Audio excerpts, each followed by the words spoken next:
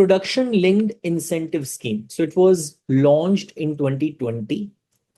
And the main idea was to strengthen India's manufacturing sector. So there are 14 key subsectors they have been identified. And government is launching this scheme in these subsectors. I'll tell you what these subsectors also. So what happens is that government is telling that fine, we are going to give you financial incentives. Whom financial incentives are given? Firms. To firms, financial incentives are given. Why are they given? Because government wants them to increase production in these subsectors. So will these financial incentives be given in the initial process only or in the initial time only? No. It will take some time. How much time it will take? Companies who are applying for incentives in this scheme, they will also be telling government that we plan to increase our production by this much time. We plan to increase employment to this much. So in case if there is an incremental growth in the output, in the employment, in the value, government is going to monitor that. And then based on that, it is going to give the financial incentives. So one good thing is that it is not like it is subsidy driven this way, that in the initial time only subsidies are given to you without even looking at whether you have the power, you have the strength of increasing the production, increasing the employment or not. No. Government is going to watch you. Government is going to monitor you that fine, okay, you said that you will be able to increase output by 100 crores and you have been able to do that. We will give you some incentive with that. So it is based on the incentive. So incentive is given, you do something, then some reward is going to be given to you, right? It is going to work like this. And then good thing is that in case if my manufacturing base is improving, then definitely my dependence on imports is going to fall. That is one thing. Second thing is that I will create high value exports. Those specialized export items in manufacturing, I will be able to create. Good thing. I will be employing more people in case if the idea is that my production should increase, manufacturing production should increase. You need people for that, right? So employment will also increase. So what is the rationale of this production linked incentive scheme? So we do not want to be importer of advanced products, right? We in fact want to be exporter of these advanced products. So these manufacturing industries, they are going to produce advanced products. They are going to produce sophisticated products, right? We do not want to produce just traditional items. We want to produce advanced products which are going to be used globally. So this scheme is going to incentivize various subsectors in industry to produce more and to produce better products, right? Then it is going to attract both domestic and the foreign investors into Indian manufacturing. When they know that there are incentives which are being provided, they will be naturally attracted towards them. That's the rationale, right? It is also going to generate direct and indirect employment. So for example, I am in automobile sector and I have pledged that, okay, fine, my output is going to increase by 100 crores next year. For that, I need to employ people. No? So, and then in order to produce 100 crore worth of output, more output, I will be using raw materials also. So I'll be demanding raw materials also.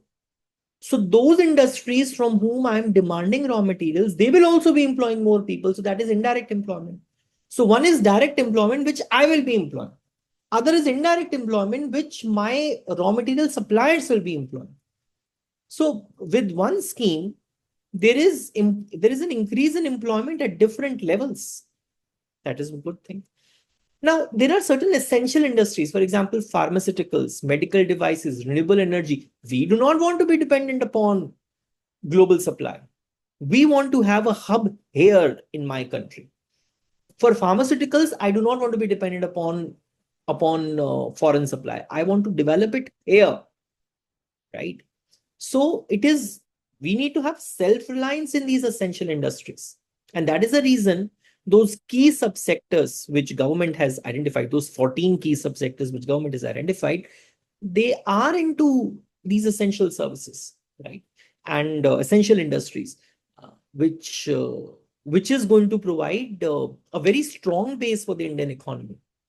And if for the essential products I'm not dependent upon the outside world, then whatever happens in the outside world, this is not going to disrupt my economy, right?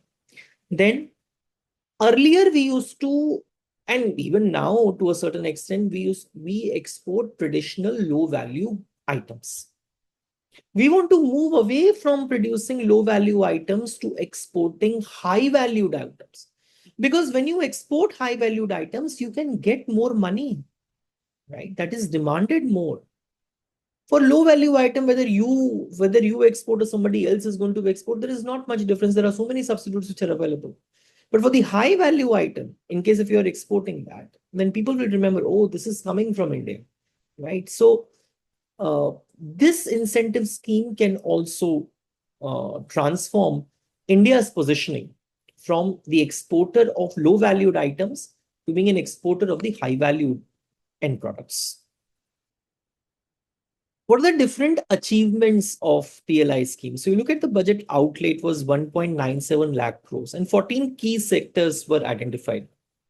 To name a few, for example, large-scale electronics manufacturing, IT hardware, pharmaceutical, bulk drugs, medical devices, telecom, AC and LED lights, food processing, textiles, and so on, right?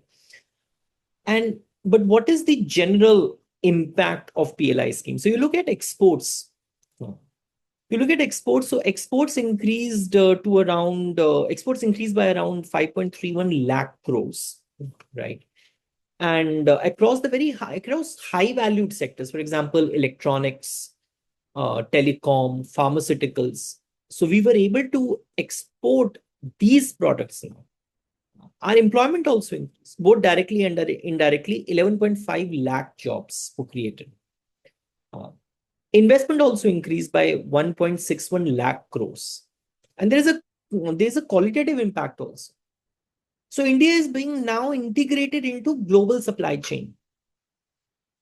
That global companies, they're also realizing, okay, this part could be easily manufactured in India. This part of some high value product could be manufactured in India. So it is being integrated into global supply chain, right?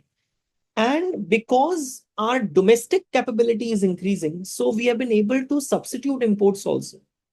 As far as telecom is concerned, 60% of telecom needs, they are being, which were being imported earlier, they are being replaced by domestic production. Then India now became the net exporter of mobile phones. We are exporting more mobile phones than what we are importing.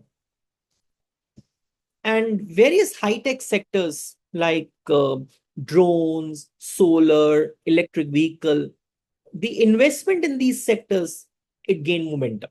So all of this is because of PLI scheme. There were certain challenges also.